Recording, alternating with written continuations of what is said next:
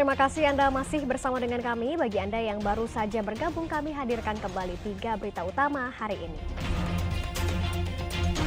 Tarik tambang di Kota Makassar berujung maut usai tambang terlepas. 1 peserta tewas serta 10 orang terluka. Jumlah penumpang yang tiba di Pelabuhan Nusantara Parepare meningkat 40% jelang Natal dan Tahun Baru.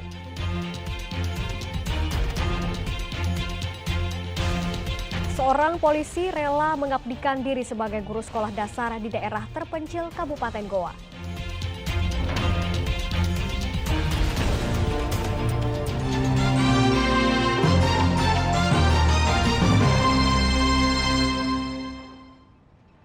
Jumlah penumpang yang tiba di Pelabuhan Nusantara Parepare meningkat 40% jelang Natal dan Tahun Baru. Guna menjamin keamanan dan kenyamanan, petugas TNI Polri memperketat pengawasan penumpang yang tiba di pelabuhan.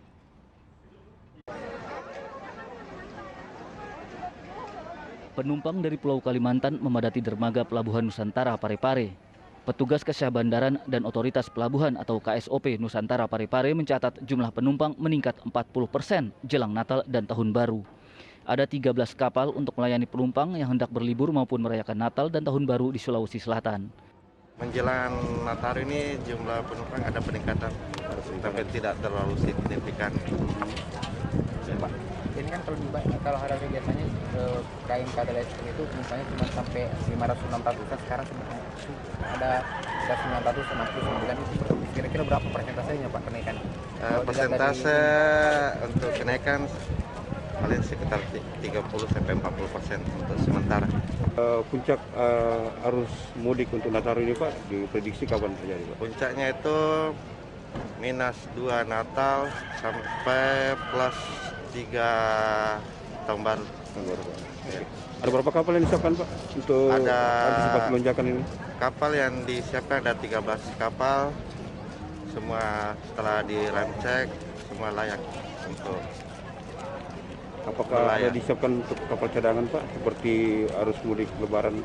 Dilihat dari situasi nanti, apakah penumpangnya bertambah. Kalau dia memang memungkinkan untuk ditambah akan ditambah. Dan ada berapa kapal yang sudah disiapkan. Guna menjamin keamanan dan kenyamanan, petugas TNI Polri memperketat pengawasan penumpang yang tiba di dermaga Pelabuhan Nusantara Parepare. Satu persatu barang bawaan penumpang digeledah guna mengantisipasi penyelundupan barang berbahaya. Ini untuk di wilayah Pelabuhan Nusantara Parepare, kita sudah lihat sendiri sudah ada peningkatan penumpang dalam rangka menghadapi Natal dan Tahun Baru. Ya, kami dari Polsek kawasan Pelabuhan Nusantara Parepare sudah mengantisipasi jauh-jauh hari sebelumnya dengan mensiagakan personil dan meminta backup dari Polres Parepare. Barang-bawaan yang diperiksa.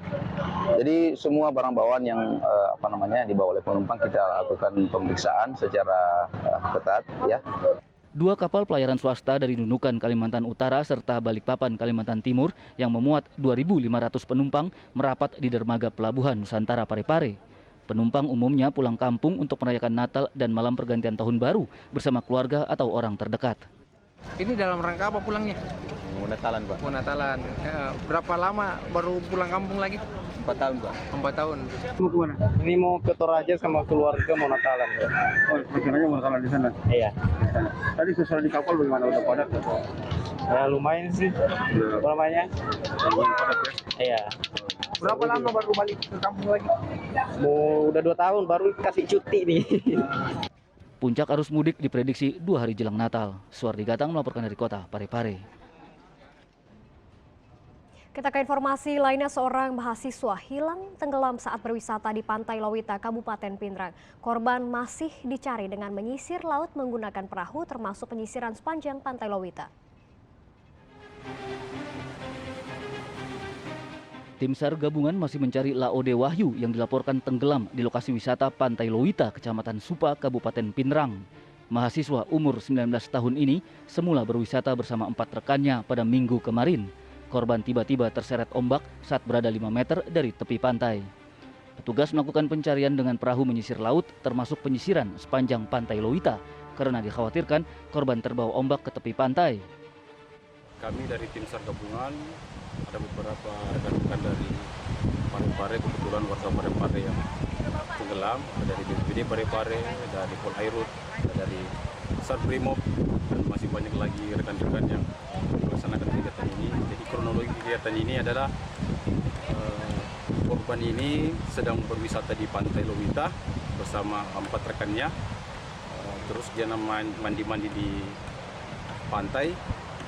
Kejadiannya pada saat ombak besar, korban tidak sempat lagi menuju ke pesisir di daratan sehingga dihantam ombak langsung masuk ke dalam. Terus kendala yang kami hadapi untuk kegiatan pencarian hari ini adalah dengan besarnya ombak yang kita hadapi sehingga kegiatan pencarian dan pertolongan ini agak kurang maksimal. Ini ada perluasan pencarian atau bagaimana? Untuk hari ini kami laksanakan sesuai dengan SARMAP yang diberikan oleh Basarnas Sulawesi Selatan, sehingga kita mengikuti acuan untuk hari ini. Besok mungkin agak diperluas. Jadi sampai saya di sini belum ada terang bahwa ini. Untuk saat ini rekan-rekan dari tim SAR gabungan sedang melakukan penyisiran. 2 LCR yang kita gunakan untuk melakukan penyisiran, 1 LCR menuju ke arah selatan dari titik korban dan 1 LCR menuju ke arah utara dari titik korban sejauh 2 nautical mile. Ada juga yang penyisiran di pinggir pantai juga ya? Tadi kami juga menyampaikan sama teman-teman SAR melakukan penyisiran dengan metode SAR karena kita tahu bahwa korban diketahui hilang di jarak dari bibir pantai itu sekitar 5 meter. Jika pencarian belum membuahkan hasil memuaskan, maka tim SAR gabungan memperluas pencarian hingga beberapa mil dari darat. Suardi Gatang melaporkan dari Kabupaten Pinerang. Seorang polisi menjadi guru sekolah dasar di daerah terpencil di Kabupaten Goa. Meski menempuh perjalanan jauh melewati lumpur becek, Aibtu Suwardi rela mengabdikan diri demi kemajuan pendidikan. Dengan memakai kendaraan dinas polisi, Aibda Suwardi menuju Sekolah Dasar Negeri Patuku, Kecamatan Tinggi Moncong, Kabupaten Goa. Bayangkara Pembina Keamanan Ketertiban Masyarakat atau Babin Kamtipmas Polsek Tinggi Moncong ini tidak lelah mengajar anak didik sekolah dasar. Meskipun menempuh perjalanan ke daerah terpencil melewati lumpur becek, Aibda Suwardi rela mengabdikan diri demi kemajuan pendidikan. Begitu tiba di sekolah, Aibtu Suwardi juga harus memanjat di halaman karena tidak ada pintu masuk. Hampir sebagian sekolah dipenuhi kawat berduri. Jarak tempuh yang dilewati tadi kan lewat jalur berlumpur, berapa jauhnya ini? Kurang lebih 10 kilo, 10 kilometer. 10 kilo? Ya. Ini harus ditempuh memang dengan akses seperti itu? Iya Pak, karena tidak ada jalan lain. Tidak ada jalan lain kecuali jalan yang dari sana ini. Saya baru 1 tahun ini, ini karena biasa kalau saya lewat, saya melihat anak-anak kebanyakan bermain di luar. Kebanyakan bermain di luar, jadi saya cek, loh, oh, tidak ada guru? Tidak ada gurunya Pak. Ini perasaan pertama awal mengajar bagaimana?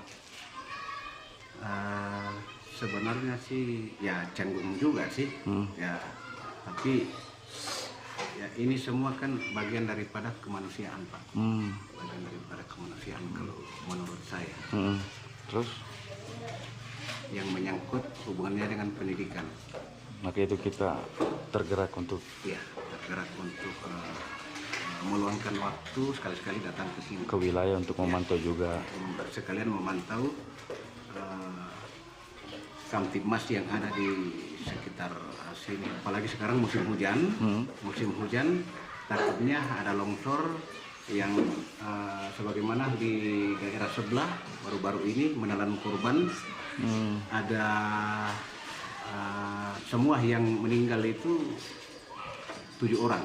Berkat kepiawaian mengajar, murid kelas 5 dan kelas 6 Sekolah Dasar Negeri Patuku merasa senang dengan kehadiran Aibda Suwardi. Semoga ilmu yang disampaikan bisa bermanfaat sekaligus berkah bagi anak didiknya meraih cita-cita. Zainuddin melaporkan dari Kabupaten Goa.